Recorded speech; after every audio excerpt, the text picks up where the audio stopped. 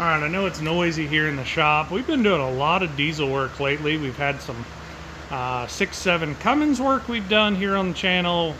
We do some 6.6 Duramax work. Here we got a late model 6.7, really nice truck.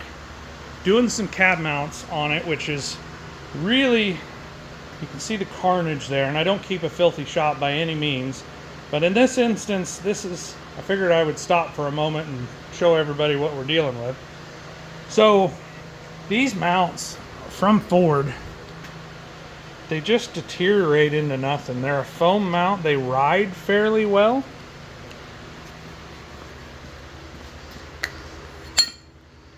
But they do not hold up well.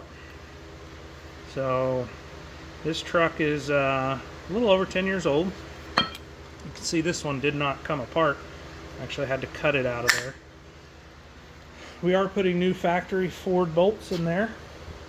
We do have one side complete. I've not torqued them yet. But we are putting the S&B silicone-based mount in there. And so this is an extended, or I'm sorry, a four-door truck. So there's another one there, another one back there, one right here. So there's 4 per side, and they are caged bolts, or caged nuts inside there. Having a little trouble. We've got some spun cage nuts on this side. So here's the bolt itself down in there. I know there's a bad glare. I'm gonna have to figure out how to hold that. Those are a 22 millimeter inside there, and that is a 15 millimeter there. Here's where the fun just happened though.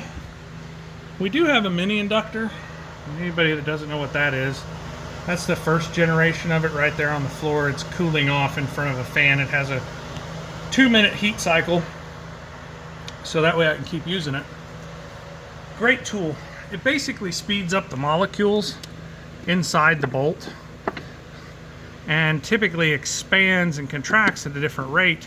Unfortunately, this one, the bolt was fatigued or had been worked enough, and it said, hey, we're gonna leave the chat. So I think the head of it is broke off about flush right there. It's probably still very hot.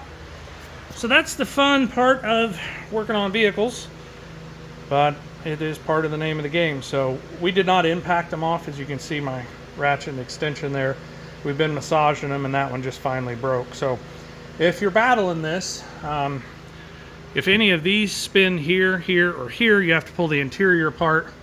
This one, I believe, it looks to me like I'm gonna have to pull the headlight out in order to hold that to get it out. But we're gonna battle that one as we go. So that's just kind of an update on a late model 6.7 cab mount replacement.